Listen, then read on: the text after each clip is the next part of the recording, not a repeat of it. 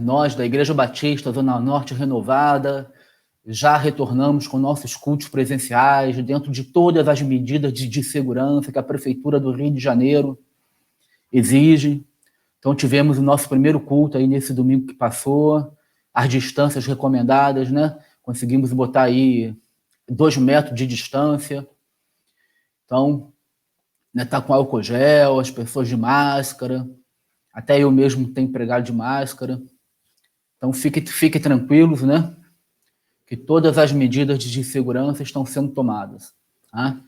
Então, vocês que não participaram ainda, caso sintam-se, né, à vontade, vocês são convidados, né, para estarem conosco lá. Vocês que são membros, vocês que não são membros da Igreja Batista Zona Norte Renovada, mas todos convidados para estarem conosco, amém? Onde quer que você esteja, curva a sua cabeça. Vamos orar. Senhor, glorificado seja o teu nome, glória sejam dadas a ti, Pai querido, tu és digno, Senhor, de toda honra, toda glória, todo louvor, toda adoração, Pai. Obrigado, Senhor, por essa noite, Pai querido, estarmos juntos aqui mais uma vez, Pai. Pai amado, tu conheces cada vida, Senhor. Cada vida, Senhor, que irá ouvir esta live, Senhor, cada vida que estará aqui conosco, Pai. Por isso, em nome do teu Filho amado Jesus, Pai, eu clamo a ti, Senhor. Toca nessas vidas, Pai querido, toca, Senhor, nesses corações, Pai. Que o teu nome, Senhor, seja grandemente glorificado nesta noite, Senhor. Toda a honra e toda a glória, Pai querido, sejam dadas a ti, Senhor. Venha, Senhor, falar as nossas vidas, pois precisamos de ti, Pai. Em nome do teu Filho amado Jesus, é que rendemos e abrimos o nosso coração, Pai querido, para ouvir a tua palavra, para ouvir aquilo que tu queres, ó Deus, falar com cada um de nós nesta noite. Em nome de Jesus Cristo. Obrigado, Senhor. Amém e amém, Jesus. Glórias a ti, Senhor. Então, sejam bem-vindos. Né? Saudades também, André, né? André aí falando que tá com saudade de todo mundo. Né? Então, hoje, queridos, né? Eu vou estar compartilhando.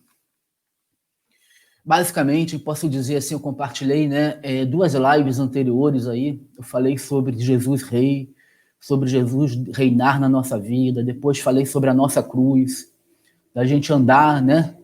O que é carregar a nossa cruz. E nessa terceira live, que eu já tinha até prometido há algum tempo, e infelizmente, né, eu tive um período de trabalho secular muito forte, que a gente teve, tanto eu como a minha esposa, tivemos que trabalhar aí sábados e domingos. Então ficamos aí um pouco afastados, né, das lives, trabalhamos até tarde. E nessa época, né, que a gente está vivendo de coronavírus, as pessoas sendo mandadas embora, a gente não tinha como dispensar essa bênção de Deus, que era conseguir um trabalho, né, uma coisa nova para fazer nesse tempo. Mas agora estaremos de volta. Tá? E a última, né, que ficou é falar sobre uma recompensa. A recompensa é uma recompensa incomparável, que é seguir a Jesus. O que a gente ganha com isso? Qual a maior das recompensas? De fato, se a gente parar para pensar, existem muitas recompensas, existem muitos benefícios quando a gente se rende a Jesus, quando a gente deixa Jesus reinar na nossa vida, reinar na nossa mente, quando a gente entrega o nosso coração a Jesus Cristo. As recompensas, as bênçãos, queridos, são incomparáveis, são sem medidas. Para se ter uma ideia, existem mais de 5.000 promessas na Bíblia para o homem, para a vida de cada um de nós. E todas essas promessas da Bíblia para todo aquele que crê, todo aquele que recebe Jesus como Senhor e Salvador, todo aquele que deixa Jesus reinar no seu coração. Mas existe uma recompensa, um algo, vamos assim dizer, que é a razão, que é o motivo, o fator principal de Jesus ter derramado o seu sangue na cruz do Calvário. O fator principal de Jesus ter estabelecido nesse caminho aí de reconciliação com Deus, né, para o homem. E essa recompensa que eu chamei nessa mensagem da recompensa incomparável, porque não tem como compará-la com nada existente no universo, com nada existente neste mundo. É a recompensa, podemos assim dizer, a melhor de todas, a mais importante de todas. Essa recompensa chama-se salvação. Salvação. Salvação para a vida do homem. E o que seria salvação? Primeiramente, a gente vê do grego, né, a palavra soteria, que o Novo Testamento ele é escrito no grego, né, e um grego popular da época, inclusive. Não é um grego literário, não é um grego rebuscado. Salvação no grego quer dizer liberação, libertação, segurança, preservação. Em síntese, de certa forma, refere-se à atividade de Deus em favor da criação e da humanidade, com o fim de levar os propósitos dele, o propósito de Deus adiante. É, por exemplo, o ato pelo qual Deus livra alguém do perigo, da opressão do maligno, livra alguém da culpa, livra alguém do poder do pecado e introduz esse ser humano numa nova vida, chamada vida eterna. Então, salvação, ela tem a ver com isso, com libertação, com estar livre. E eu quero falar dessa recompensa inabalável e quero colocar aí 3 pontos importantes dessa recompensa. Do que nós somos salvos? Algo, vamos assim dizer, uma salvação prática. Na prática, do que verdadeiramente nós estamos sendo salvos. Por que precisamos? Por que necessitamos dessa salvação? Então, somos salvos, primeiramente, de nós mesmos, querido. Somos salvos do mundo. Somos salvos da condenação eterna. E vamos trabalhar nessa noite, né, esses 3 pontos. Vamos falar sobre cada um deles, para que a gente possa entender. Abre o seu coração, deixa essa palavra entrar dentro do seu coração. Primeiramente, falando sobre a salvação de nós mesmos.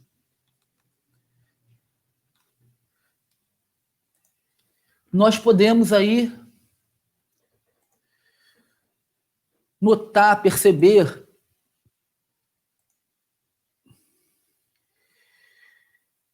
alguns detalhes importantes. Salvar de nós mesmos seria salvar de quê? O homem, a essência do pecado do homem, o homem quando caiu, lá, e a Bíblia descreve a queda do homem lá em Adão, lá em Gênesis. E a essência dessa queda, ela é a independência de Deus. Ali o homem criado com livre arbítrio, com poder de escolha. Mas, ao mesmo tempo que o homem tem poder de escolha, Deus coloca para ele o caminho e diz, você não pode comer desta árvore, vamos assim. Eu estarei sempre com você. E Gênesis mostra claramente ali Deus andando, Deus falando, Deus tendo comunhão com o homem. Mas em determinado momento o homem é tentado. E ao ouvir uma palavra da tentação da serpente falando com ele, que representa ali Satanás, o anjo caído, que diz assim, que você pode comer dessa árvore, porque certamente você não morrerá, e você será como Deus, conhecedor do bem e do mal. Queridos, a partir desse momento que o homem ouve, que ele será como Deus, conhecedor do bem e do mal, aquilo entra no coração dele. E ele começa a querer ser igual a Deus. E alguém, quando se torna igual a Deus, significa dizer que ele quer viver uma vida independente de Deus, uma vida que ele não precisa mais de Deus. Porque se ele é conhecedor do bem e do mal da mesma forma que Deus é, ele não precisa mais de Deus agindo sobre a vida dele, ele não precisa mais de Deus direcionando a vida dele, ele não precisa mais de Deus cuidando da vida dele. E aí que está o detalhe do pecado do homem. É essa a essência do pecado original que vai de geração em geração e que atinge toda a humanidade, queridos, até hoje. Nós percebemos isso numa criança. Uma criança, quando começa a crescer, ela já começa, mesmo antes de falar, ela já mostra traços de independência. Independência dos seus pais, independência de Deus, independência de querer tomar o controle da vida dela ser dona de si. E essa independência de Deus, conforme a gente vai crescendo, isso só vai crescendo cada vez mais dentro do nosso coração. O homem, a pessoa vai se tornando e procurando se tornar cada vez mais independente de Deus. O homem passa a ser egoísta, passa a pensar em si mesmo, querer fazer as coisas de acordo com aquilo que ele acha, que ele pensa, que é o certo, que é o correto. Para de perguntar para Deus, para de querer que Deus interfira, para de querer que Deus dê direção. Então, essa independência de Deus, queridos, que gera egoísmo, que gera orgulho, que gera a desobediência aos princípios, aos valores bíblicos, aos valores do Evangelho, que gera falta de fé, que gera descrença, e que gera várias outras coisas. É essa independência de Deus que é a essência desse pecado. Semana que vem, Deus permitir fazer essa live, a próxima live será sobre a independência de Deus. Eu quero falar sobre esse assunto a fundo, em detalhes, para que a gente entenda bem o que é isso.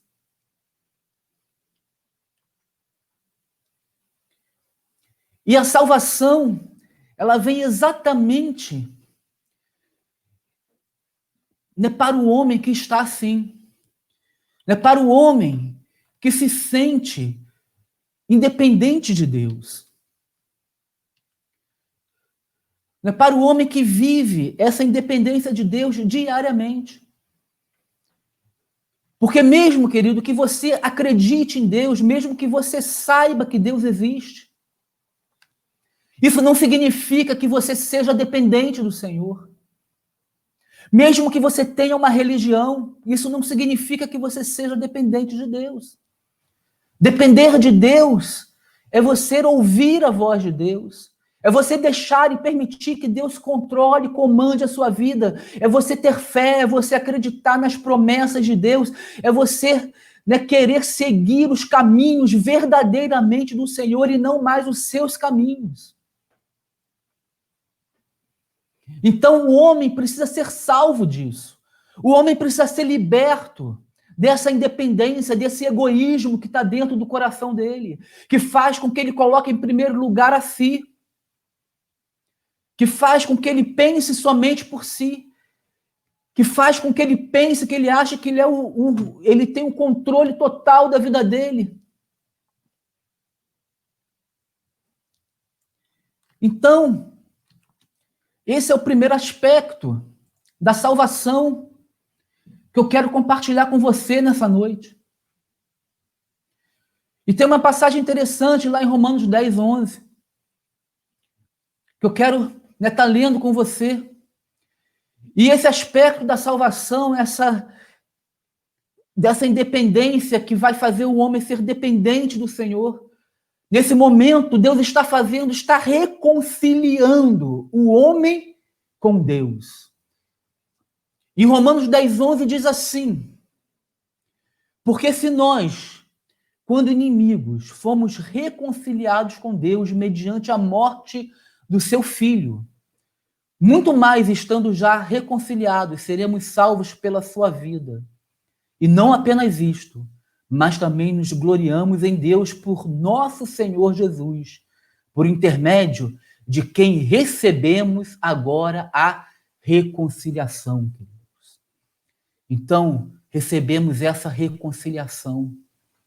viramos filhos de Deus, viramos amigos de Deus. É nesse momento que a gente se rende a Jesus Cristo que nós verdadeiramente nos tornamos filhos de Deus.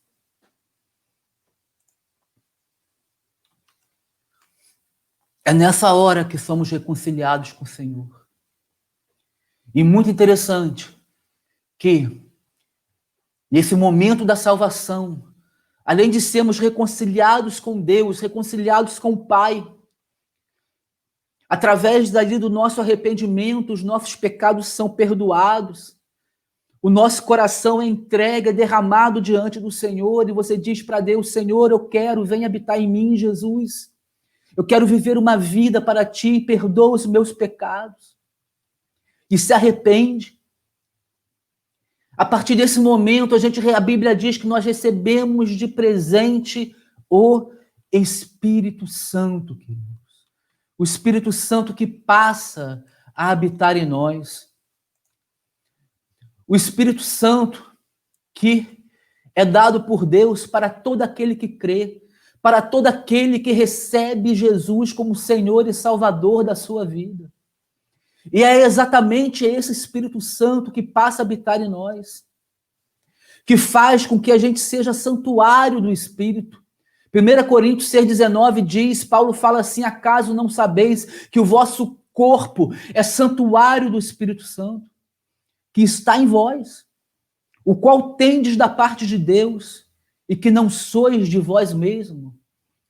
Olha que palavra tremenda do apóstolo Paulo aqui, queridos. Ele dizendo: não sabeis que o vosso corpo é santuário do Espírito Santo, mas para quem que ele está falando? Ele está falando para aquelas pessoas que abriram o coração para Jesus Cristo, que receberam Jesus Cristo como Senhor e Salvador da sua vida, que foram salvas, que foram reconciliadas com Deus, que foram batizadas. É para uma igreja que Paulo está falando aqui. Então ele afirma para essas pessoas que elas são santuários do Espírito Santo, que o Espírito Santo habita, mora dentro delas, isso que significa ser santuário do Espírito de Deus. E ele também afirma aqui nesse verso que essas pessoas não pertencem mais a elas mesmas. Diz assim, ó: não sois de vós mesmo. Ele não é de vós, ele está em vós, mas ele é de Deus, pertence ao Senhor. E é exatamente, queridos, é exatamente esse Espírito Santo que faz com que nós consigamos, que nos ajuda, que coopera, que opera em nós, para que a gente consiga a libertação, a salvação de nós mesmos. A salvação do nosso ego, a salvação do nosso orgulho, a salvação do nosso egoísmo, a salvação de todo o pecado que habita na nossa carne. É esse Espírito Santo que nos ajuda a nos tornarmos verdadeiramente dependentes de Deus. Dependentes de Deus. É Ele que nos ajuda nesse processo. Por isso que sem Ele, queridos, é impossível o ser humano conseguir essa reconciliação com Deus. Sem o Espírito Santo é impossível, né, o ser humano conseguir ser transformado, conseguir se salvar. É impossível, não tem como. Porque esse poder não pertence ao homem. Esse poder não pertence ao homem, a um ser finito, um ser limitado, um ser pecador, um ser cheio de falhas. Esse poder pertence a Deus, e somente a Deus, um ser perfeito, sem falhas. É Ele que nos transforma, querido, o Espírito Santo, a cada dia. É Ele que nos torna a cada dia mais parecidos com Jesus, a semelhança do caráter de Cristo, queridos. Esse é o objetivo da salvação. Esse é o objetivo de sermos salvos e libertos, sermos transformados diariamente à semelhança de Jesus Cristo. E quem faz isso em nós é o Espírito Santo. E esse processo de transformação é o que a Bíblia chama de santificação. A santificação, o processo de santificação, que se dá diariamente, constantemente, a partir do momento que a pessoa se rende e entrega a sua vida, o seu coração, a sua mente totalmente ao senhorio de Jesus.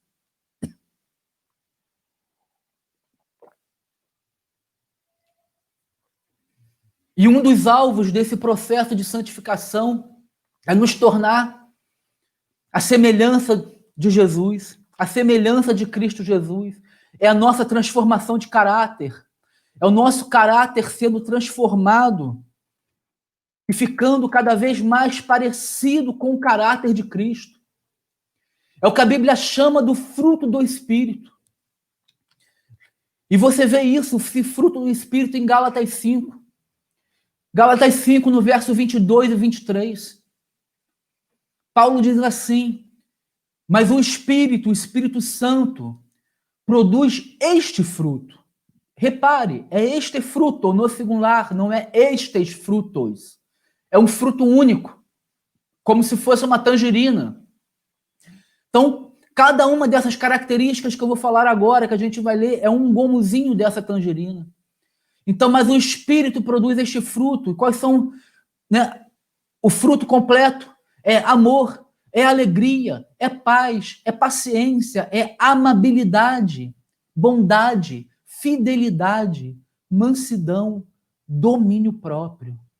Não há lei contra estas coisas.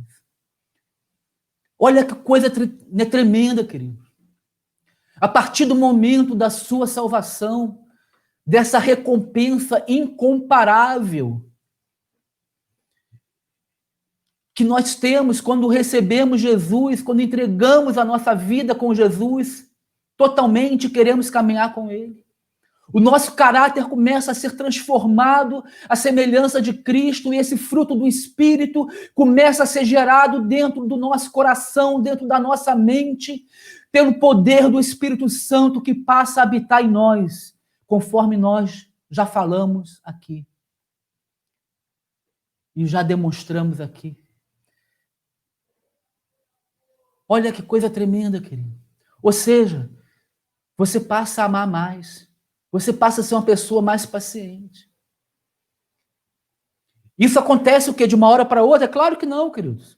Não é você simplesmente chegar, aceitar Jesus como Senhor e Salvador da sua vida, né? Oh, Deus, eu me rendo a Ti, e vai cair um raio na sua cabeça. Nesse momento você será, a pessoa já semelhante a Cristo. Não, não é assim. É um processo. É um processo. É um processo que ele vai dia a dia, todos os dias.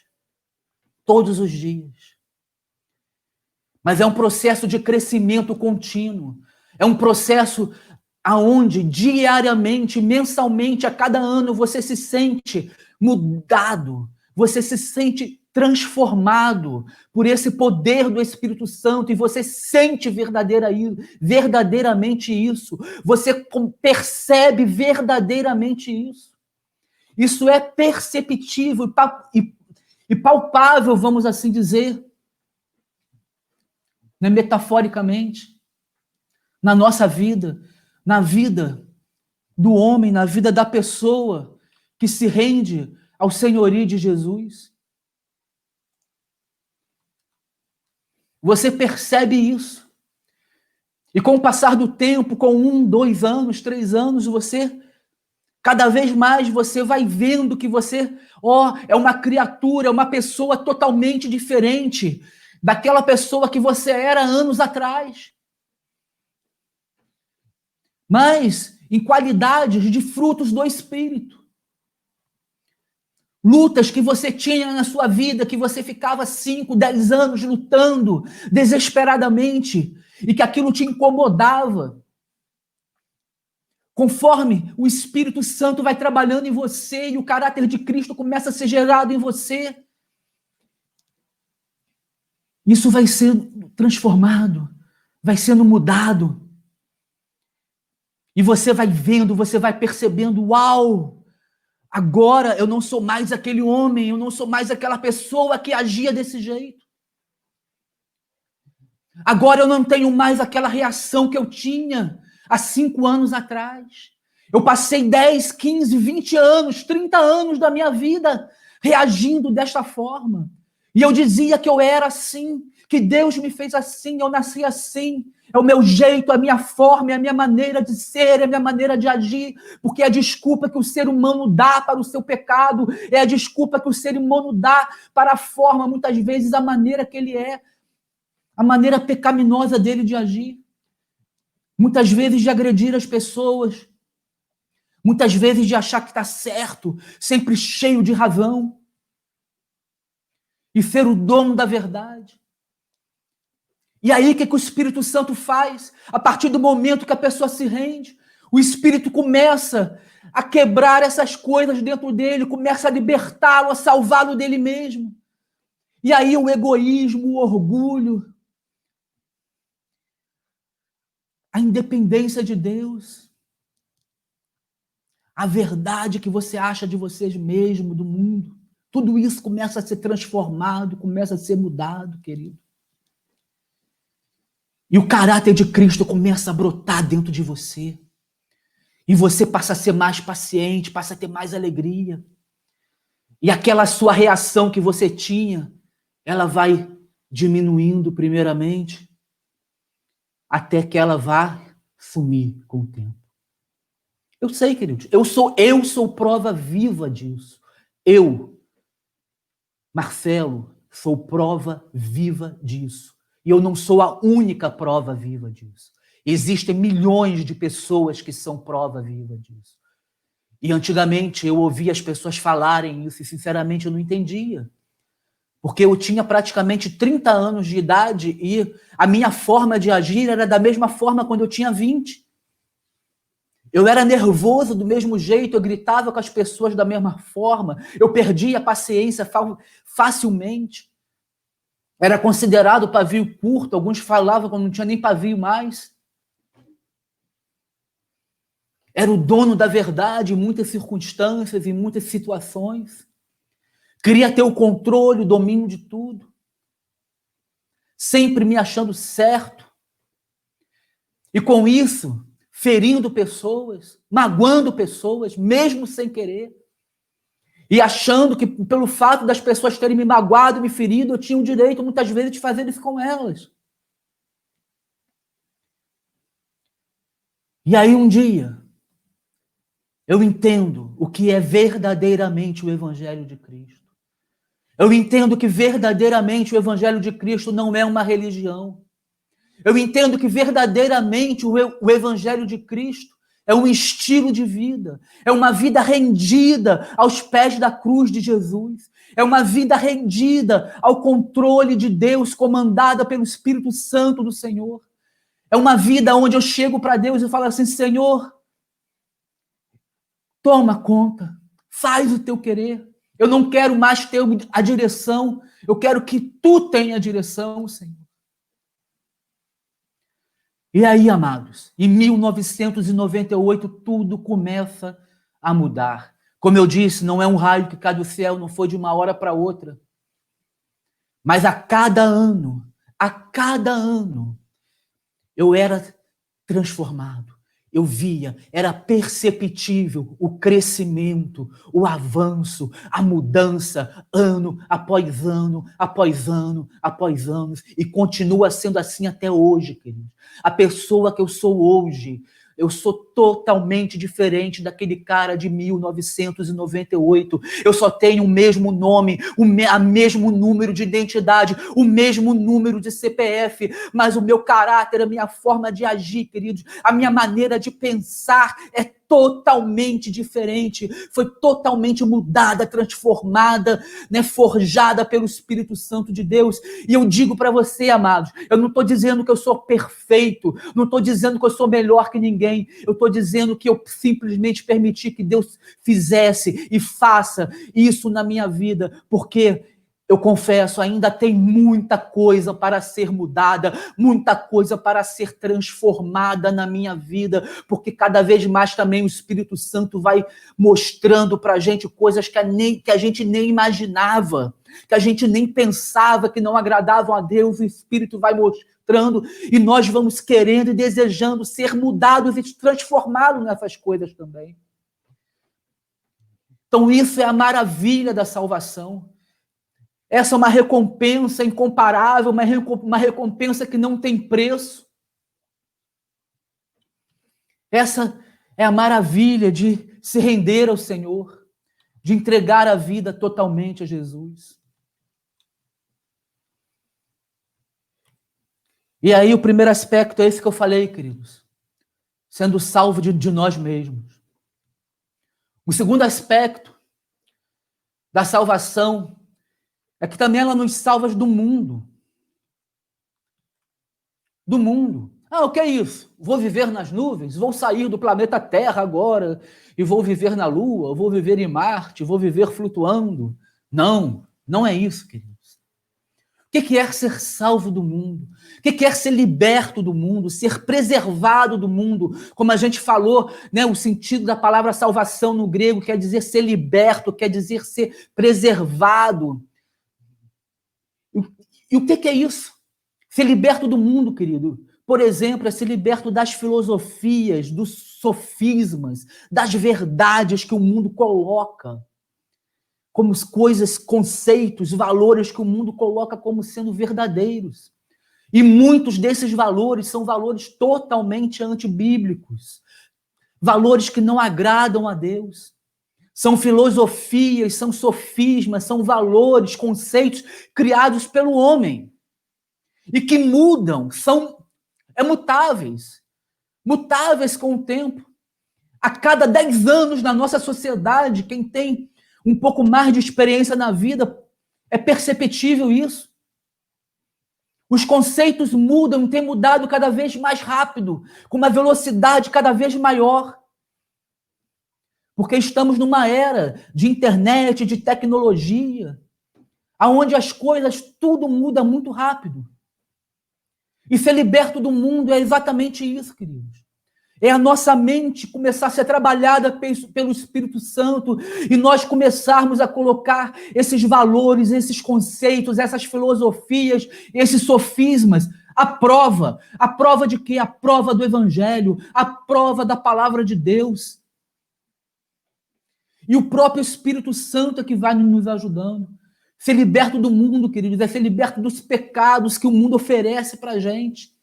Das tentações diárias que o mundo coloca na nossa frente diariamente. Diariamente. E muitas destas tentações, como sendo, né, coisas boas, coisas bacanas, coisas certas, coisas corretas, coisas legais. Né? Por exemplo, o cara, quando acha uma amante, ele acha que ele está bem. Oh, que legal! Ele se sente um machão, se sente o pegador. Oh, sou o cara.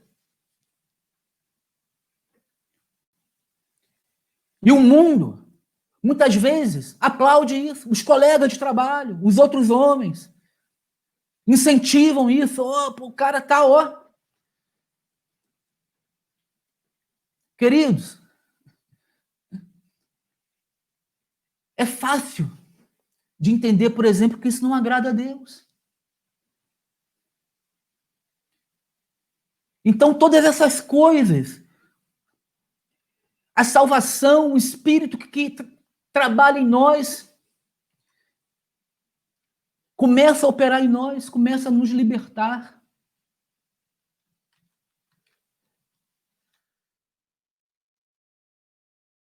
E aí eu quero ler para vocês Romanos 12. Romanos 12, 1 e 2. Gosto muito dessa passagem. Muito forte, queridos, o que o apóstolo Paulo fala aqui. Paulo diz assim: rogo-vos, pois, irmãos, pelas misericórdias de Deus, que apresenteis o vosso corpo por sacrifício vivo, santo e agradável a Deus, que é o vosso culto racional. E não vos conformeis com este século, mas transformai-vos pela renovação da vossa mente, para que experimenteis qual seja a boa, agradável e perfeita vontade de Deus. Dizendo aqui, quando ele diz para que nós, para que a nossa mente seja renovada, transformada, ele diz assim, ó, não vos conformeis com este século, no versículo 2. Outras versões diz, não se conformeis com este mundo. É isso que Paulo está dizendo, é essa a ideia. Não se conformeis, não se conformar é tomar a forma. Não tomem a forma do mundo. Não se conforme com o mundo. Mas aí Paulo ensina, o que é que você tem que fazer? Você tem que ser transformado. Permita que a sua mente seja transformada. Permita que a renovação da sua mente venha sobre você.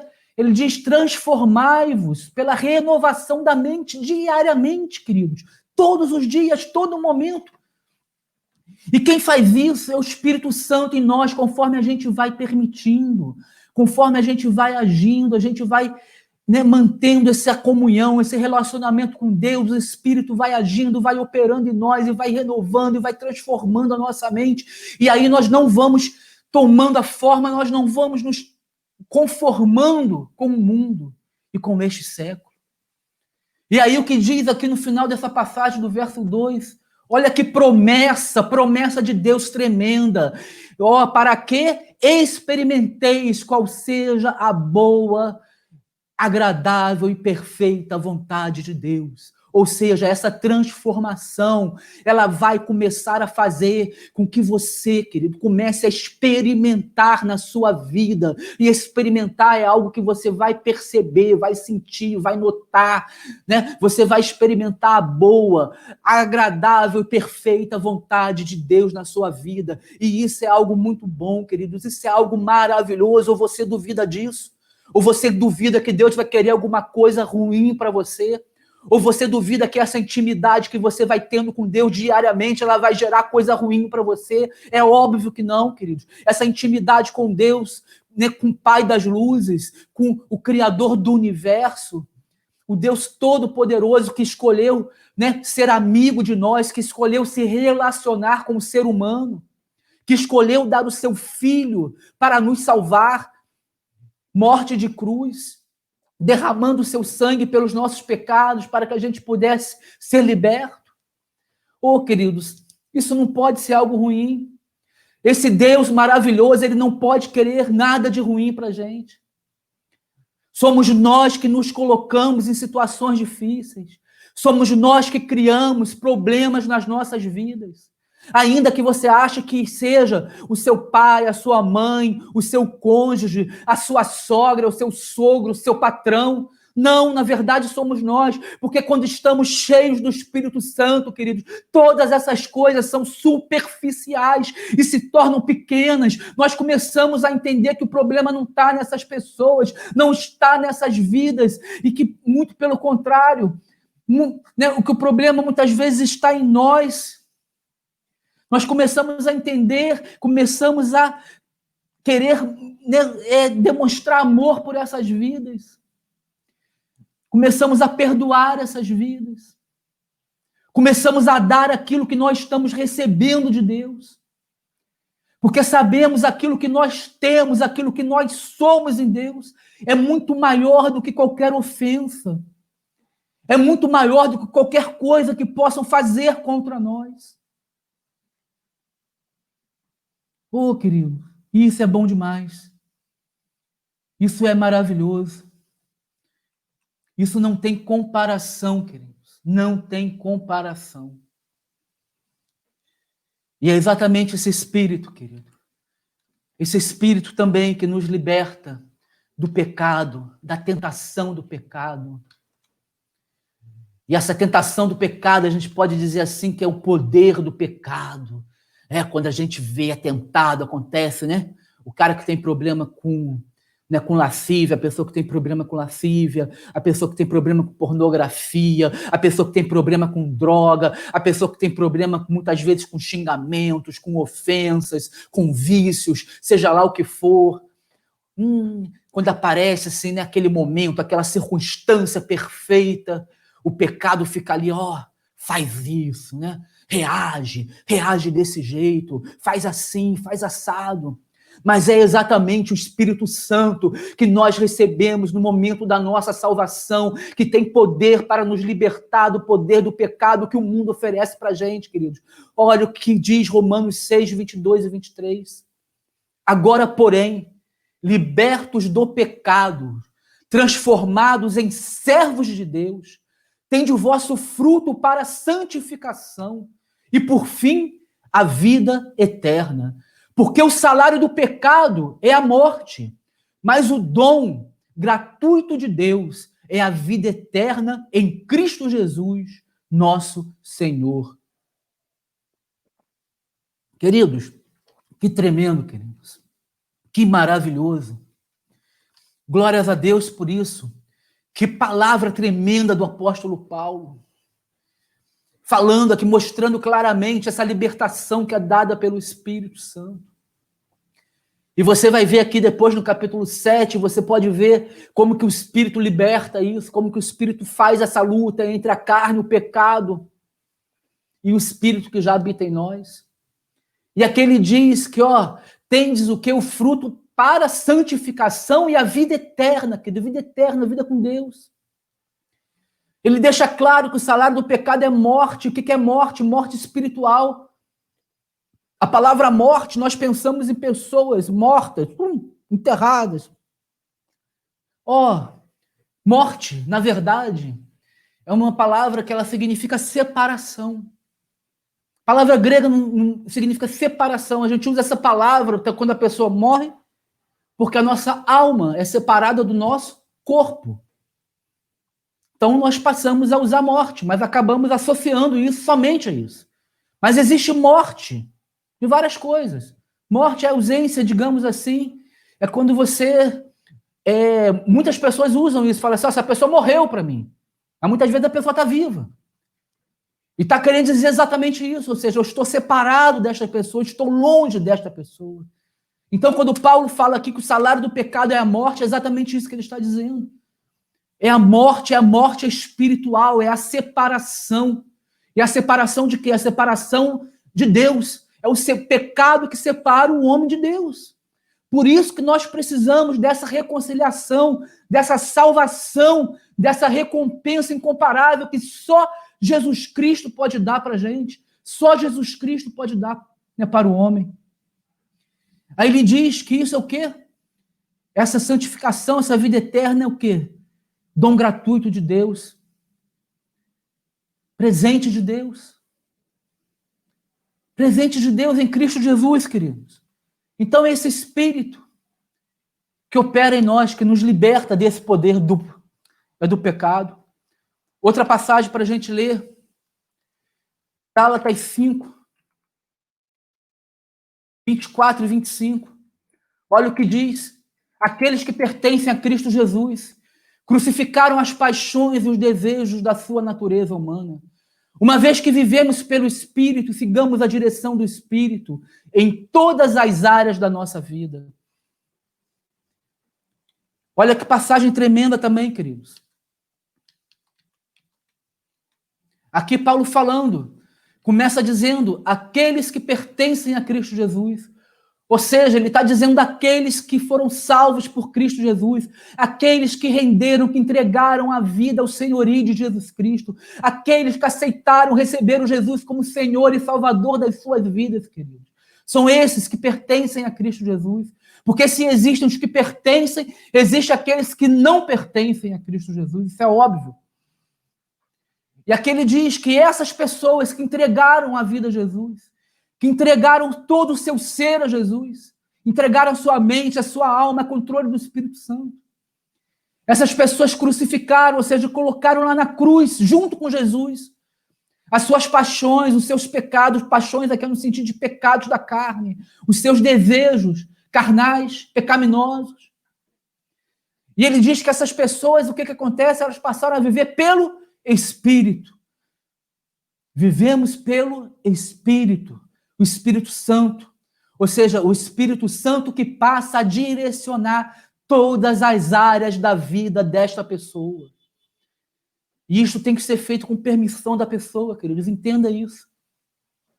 Isso não é um passe de mágica. Isso não é religiosidade. Isso é rendição, abertura do coração. Isso é entrega. Eu já falei isso aqui nas outras lives. Mas isso é importantíssimo e precisa ser repetido sempre. Para que o Espírito possa tocar na sua vida, no seu coração, e você possa entender e se render a isso. Então, queridos, um terceiro ponto que eu quero compartilhar, que somos salvos também da condenação eterna. Somos salvos também da condenação eterna. Eu sei que muitos não creem em uma condenação eterna da parte de Deus, principalmente nos dias de hoje, aonde há um reducionismo em torno, quando se fala de Deus, na televisão, na mídia, por milhares, dezenas de pessoas que não renderam a vida delas a Jesus Cristo, que não entregaram, que não aceitaram Jesus como Senhor e Salvador. Mas elas sabem, acreditam em Deus, acreditam que Deus existe, que existe um Deus bom, um Deus amoroso, sim. Mas aí faz um reducionismo, dizendo que esse Deus que é bom e amoroso é amor, que não jamais poderá condenar alguém, que jamais poderá haver uma condenação eterna por conta disso. Mas o que a Bíblia ensina? O que a Bíblia fala sobre isso? O que Jesus falou sobre isso? O que os apóstolos falaram sobre isso? O que Pedro, Paulo, esses homens que andaram ali verdadeiramente com Jesus falaram sobre isso? É isso que essas pessoas deveriam buscar. É isso que essas pessoas deveriam entender. O que esses homens, o que Jesus falou e não aquilo que elas acham.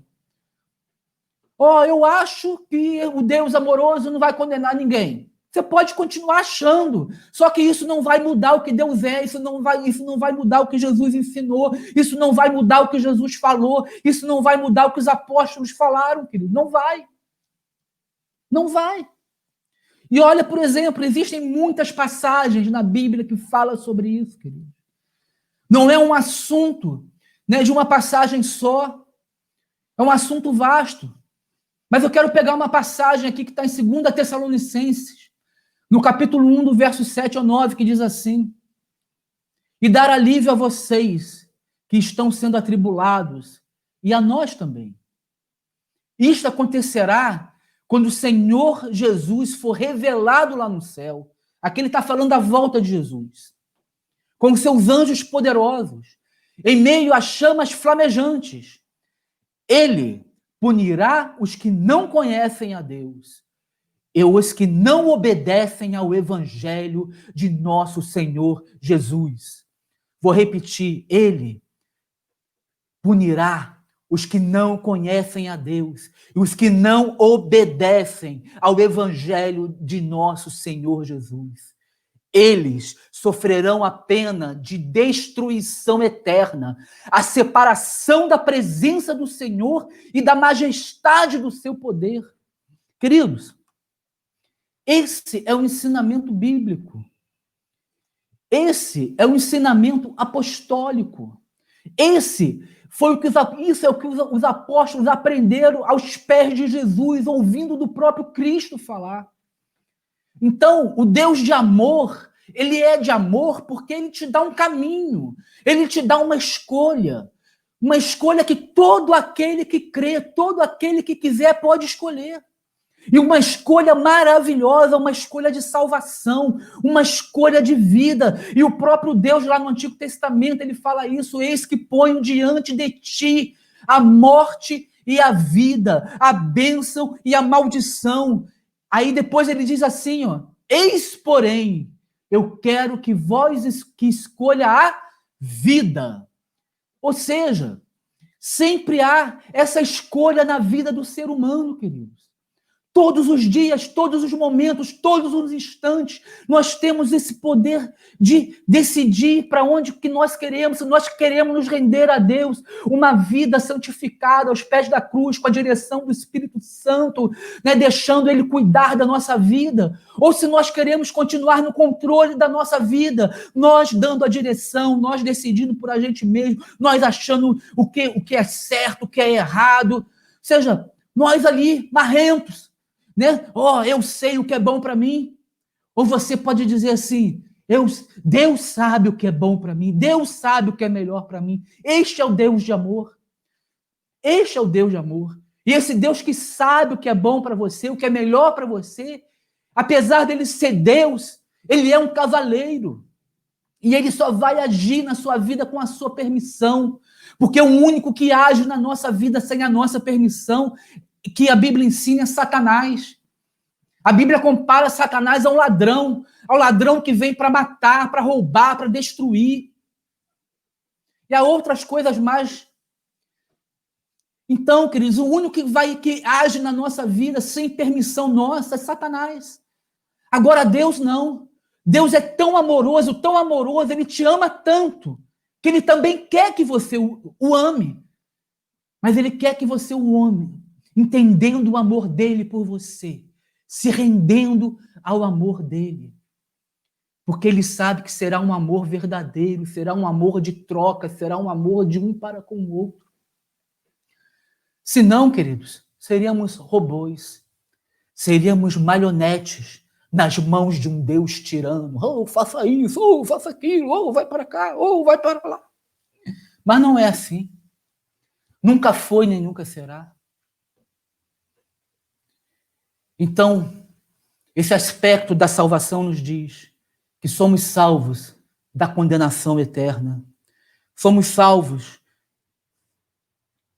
pelo sangue de Cristo dessa condenação eterna. E como conseguir, queridos? Como obter esta salvação? Como conseguir essa salvação nas nossas vidas? O que devemos fazer? Como devemos agir?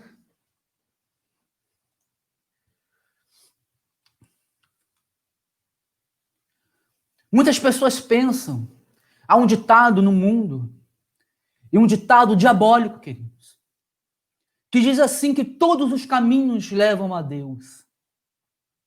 Se fosse assim, Jesus não precisava morrer numa cruz, não precisava ter sofrido, não precisava ter derramado o seu sangue. Se fosse assim, o homem poderia se salvar por si mesmo, por si próprio. Não precisaríamos de Deus, não precisaríamos de nada. Muitos acham e pensam que às vezes a religião salva. Mas eu já tenho a minha religião. Querido, Jesus, quando veio, já existiam milhares de religiões na face dessa terra. Você já parou para pensar nisso? Você já estudou sobre isso? Existiam milhares de religiões na face da terra. E Jesus, falando em termos religiosos, ele era de uma religião chamada judaísmo. E o judaísmo já falava de Deus, do Deus que nós conhecemos. Mas Jesus não veio para fundar uma religião. Jesus veio, como eu disse aqui, para reconciliar o homem com Deus. Jesus veio para pregar essa reconciliação através do Evangelho, que são as boas novas. Ele veio anunciando essas boas novas que nós chamamos de Evangelho, e essas boas novas falavam dessa reconciliação do homem com Deus, que o homem podia ser amigo de Deus, que o homem podia ser salvo, que o homem podia ter os seus pecados perdoados, que o homem podia ser transformado. Olha que coisa tremenda que esse Evangelho falava, que essas boas novas que Jesus anunciou. Então não é a religião, não é pertencer a uma igreja que salva ninguém. Não é você ir ao culto domingo, numa igreja evangélica, ouvir o pastor pregar numa igreja católica, seja onde for, que isso vai te levar para o céu, que isso vai salvar você de tudo isso que nós compartilhamos aqui nesta noite, eu compartilhei com vocês. Não, não é isso. Nada disso, querido. Nada disso irá te reconciliar com Deus. Nada disso irá te salvar. Então, o que a Bíblia diz? Olha o que a Bíblia diz em João 3,16 até o verso 18. Porque Deus amou tanto o mundo que deu seu Filho único para que todo aquele que nele crer não pereça, mas tenha a vida eterna. Deus enviou seu Filho ao mundo, não para condenar o mundo, mas para salvá-lo por meio dele. Agora preste atenção, queridos. Olha o que diz o verso 18. Não há condenação alguma para quem crê nele, ou seja, para quem crer em Jesus. Não há condenação alguma para quem crê neste Filho que foi enviado. Mas quem não crê nele, quem não crê neste Filho, já está condenado porque não crê no Filho unigênito de Deus. Queridos, não sou eu que estou inventando isso, não sou eu que estou falando isso. É a palavra do Senhor.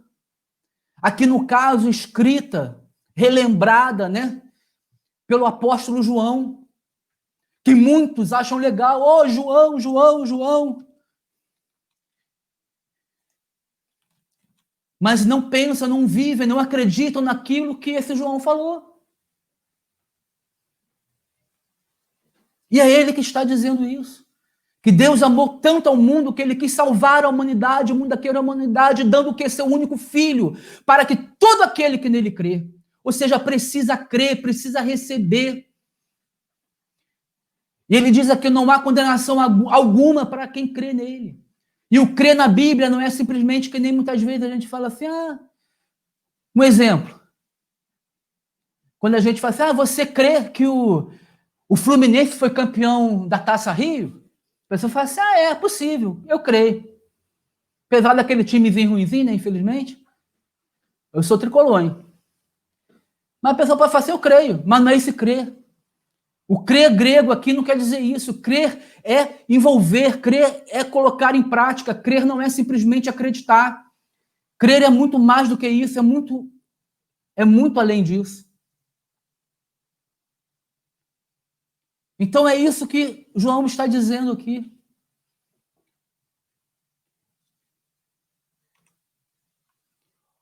Outra passagem também nos mostra, querido. Lá em Efésios. Olha o que diz Efésios 2, verso 8 e 9. Diz assim, vocês são salvos pela graça, por meio da fé. Isso não vem de vocês, mas é uma dádiva, é um presente de Deus. Não é uma recompensa pela prática de boas obras, para que ninguém venha se orgulhar. Efésios 2, 8 e 9. Isso é muito tremendo, queridos. Porque muitas pessoas pensam que serão salvas por praticar boas obras. Muitas pessoas pensam que serão salvas pela prática de boas obras. Inclusive, existem religiões que pregam isso, que ensinam isso, que a salvação vem pelas boas obras, você fazer coisas boas. Mas a Bíblia não diz isso, a Bíblia não ensina isso, Paulo não ensinou isso, Jesus não ensinou isso. Os homens ensinaram isso, mas Jesus não. Paulo não. E aqui é um dos versículos só que fala sobre isso. Ele diz assim, vocês são salvos pela graça. Sabe o que é graça? Graça, né, é uma palavra grega que significa favor imerecido. Favor imerecido, ou seja, algo que eu e você, todo aquele que recebe Jesus como Senhor e Salvador na sua vida não merece. Ou seja, não fez absolutamente nada para merecer. Ou seja, não é por merecimento, é por entrega, é por rendição. A pessoa não precisa ser perfeita para caminhar com Jesus, para querer se render a Jesus.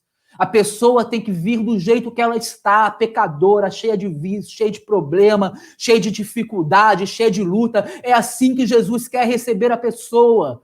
É assim que ele quer acolhê-la. Mas a única coisa que ele quer é que ela chegue nos braços dele e fala, Eu quero me render a ti, Senhor.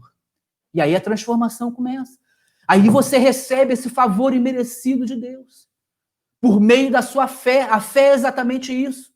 É essa rendição, ou seja, você se render. Você confiar, você se entregar. Quando você se rende, imagina assim, você se soltando nos braços de alguém. E você ter certeza que aquela pessoa está atrás de você para segurar você. Isso é fé.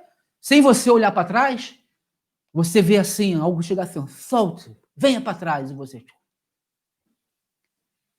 você crê. Isso é fé. E por que que não é por boas obras? A própria Bíblia diz, para que ninguém venha se orgulhar. Ah, ó, eu fiz isso, eu fiz aquilo, ó. Chegar lá no céu, não, Senhor, viu, ó? Eu, nota 10, eu me salvei porque eu fui um cara bom, eu fiz muita caridade, eu ajudei muita gente, eu ajudei muitas pessoas, eu salvei muito mendigos, eu fui médico, eu fui para a África, eu, dei consulta de graça, eu doei dinheiro para um monte de gente. Não importa o que você tenha feito ou faça na sua vida, queridos, nada disso irá salvar você. Você será apenas uma pessoa boazinha aos olhos de Deus, mas você não será uma pessoa salva, uma pessoa justificada, conforme a Bíblia diz, conforme a Bíblia ensina. Oh, isso quer dizer então que eu não preciso fazer boas obras? Que basta apenas eu chegar e falar, oh Senhor, salva-me Senhor, eu me rendo a ti Jesus e posso continuar vivendo uma vida egoísta? É isso que você está dizendo? Não, porque a Bíblia não diz isso. Não estou dizendo isso porque a Bíblia não ensina isso. A Bíblia ensina que as boas obras para aqueles que são salvos pela graça, aqueles que se renderam ao senhorio de Jesus Cristo, é algo natural. É algo que vai acontecendo conforme o Espírito Santo vai trabalhando dentro do camarada. Lembra de tudo que eu já falei aqui nessas lives todas? Ou seja, o caráter do cara vai sendo transformado, vai sendo mudado à semelhança de Jesus, e quanto mais semelhante com Jesus ele vai ficando parecendo, mais boas obras ele vai fazendo. Naturalmente. Ele não faz por recompensa, ele não faz porque é obrigado, ele não faz por peninha, ele faz simplesmente porque ele ama o Senhor, porque aquilo vibra dentro da alma, do coração dele. Então, as boas obras, elas continuam, mas como uma consequência natural da salvação e da justificação, queridos. Então, eu não conheço a sua vida, não conheço a sua história, mas Deus conhece o seu coração, você que está me ouvindo nesta noite. Deus sabe o que você precisa. Deus sabe, de repente, das suas lutas, quantas coisas que você tem vivido, quantas coisas que você tem lutado. Então, amado, se você ainda não se rendeu à sua vida, ao seu coração, todo o seu ser ao senhorio de Jesus Cristo, se você ainda não entregou a sua vida a Jesus, eu faço esse apelo a você onde você estiver me ouvindo. Renda-se a Ele. Entregue a sua vida a Jesus. Abra o seu coração, a sua mente. Fala, Senhor, eis-me aqui. Eu quero viver uma vida controlada pelo Teu Espírito, Senhor. Eu não quero ser mais dono da minha vida, eu não quero mais viver por achismo. Eu quero viver através da Tua direção. Toma o meu coração, toma a minha mente. Peça perdão pelos seus pecados, se arrependa, querido, se arrependa. Pedro diz isso lá em Atos 2:28, arrependei-vos, e sejam batizados para a remissão dos vossos pecados. Pedro, o grande apóstolo Pedro, ele ensina isso. Então é a hora, é o momento de viver, de colocar isso em prática. Desse Deus amoroso, queridos. Desse Deus que nos ama. Mas talvez você já tenha se rendido ao Senhor, mas ainda esteja vivendo lutas. Porque todo aquele que se rende ao Senhor, Satanás não fica feliz, queridos. As tentações vêm. Como eu disse aqui nesta noite, todo esse processo de salvação, e ele se resume basicamente naquilo que a Bíblia chama de santificação, que é preparar aquele que é salvo, aquele que é justificado, lavado e remido no sangue de Jesus, preparar para estar junto com Jesus, estar junto com Deus. Todo esse processo, querido, ele não é de uma hora para outra. E com isso existem lutas.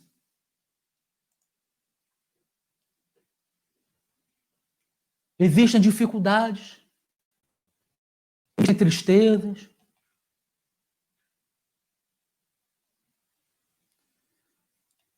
O que não pode acontecer, queridos, é a gente desanimar. É a gente desistir. E eu quero orar com todos vocês nesta noite. Independente da situação que você se encontre. Se você ainda não se rendeu a Jesus, abra o seu coração, entregue-se a Ele. E se você está vivendo lutas, continua se rendendo a Ele. Continua crendo. Continua buscando a santificação. Continua buscando a comunhão, a intimidade com o Senhor. Porque você está no caminho certo. Feche seus olhos, vamos estar orando. Senhor, Pai amado, glorificado seja teu santo nome, Pai. Glórias sejam dadas a ti, Pai querido, porque tu és digno, Senhor, de toda a honra, toda a glória, todo o louvor e toda a adoração, Pai. Ó Pai amado, em nome do teu Filho amado Jesus, Pai. Tu conheces, Senhor, cada vida, Senhor, cada vida que está me ouvindo nesta noite, Senhor. Tu conheces cada coração nesta live, Pai. Toca, Senhor, em cada vida, toca, Senhor, em cada live, né? Em cada pessoa, Senhor. Ó Deus amado, em nome de Jesus Cristo, Senhor, restaura essas vidas, Pai. Aquele que ainda não se rendeu a Ti, Senhor. Que Teu Espírito, Senhor, possa tocar neste momento, Pai. Com Teu doce sopro, com Teu amor, com a Tua presença, Senhor. Ó Senhor, abre esses olhos espirituais, abre esses ouvidos espirituais, quebra toda a religiosidade, quebra todos os conceitos do mundo, tudo aquilo que não vem de Ti, Senhor. Quebra tudo isso no coração dessas pessoas, Pai. E abra os olhos, ouvidos espirituais, revela-se a ela, Paizinho. Ó, Senhor, aqueles que estão em luta contigo, Senhor, mas que já se renderam a Ti, mas que têm passado momentos difíceis. Ó, Deus, lutando contra tentações, muitas vezes lutando contra a Tua palavra mesmo, Senhor. Ajuda, Senhor, esses irmãos. Ajuda essas pessoas, Pai. Ó, Senhor, que elas venham entender, Senhor, que é um processo de santificação através do Espírito Santo. Que elas venham, Senhor, a ter sede e fome de querer buscar cada vez mais a Ti, conhecer a Ti, Senhor. Ó, Deus, buscar a Ti, Senhor, através da Tua palavra, buscar a Ti através da oração, Deus. Trabalha nessas vidas, Pai. Em nome de Jesus, Pai. Abençoa, Senhor, cada um deles, Pai. E esta noite eu agradeço, Senhor. Agradeço por esse tempo, Senhor, que passei aqui, Senhor. Ó Deus, por essa palavra liberada, Senhor. Agradeço, Senhor, por cada pessoa que esteve aqui presente, cada família representada, Senhor. Abençoa cada vida, abençoa cada lar, Pai. Que a Tua paz esteja sobre essas famílias, sobre essas casas, Pai. Livra-os, Pai, de todo mal. Livra-nos dessa doença maldita que está assolando o nosso país, Pai. Ó Pai amado, em nome de Jesus, Pai. Que Teu Espírito esteja, Senhor, sobre cada um de nós, nos conduzindo, nos direcionando, Pai. E toda a honra e toda a glória sejam sempre dadas a Ti, Senhor. Dai-nos, ó Deus, né? A Tua presença, a Tua paz. Aqueles, Pai, que são da nossa igreja, aqueles que não são também, mas que quiserem estar conosco, são nossos convidados também amanhã, Senhor. Abençoa essas vidas, Pai, que estejamos amanhã no culto para a glória do Teu nome. Em nome de Jesus é que eu oro e agradeço. Amém e amém. Obrigado, Senhor, obrigado, queridos. Deus abençoe a vida de cada um de vocês. Uma boa noite para todos vocês. Muito bom estar com vocês, né? Várias pessoas aí, né, interagiram aí conosco, né, puderam estar juntos aí. Tá muito bom mesmo, tá? Amanhã estaremos juntos lá na igreja. Quem vai estar pregando é a Márcia, né? minha esposa. Né? Então, uma palavra abençoada da parte do Senhor para você, para sua vida, para sua casa, para sua família. Amém? Então, boa noite a todos e beijo no coração. Que Deus abençoe vocês. Amém? Fiquem na paz, queridos. A paz de Jesus para todos vocês.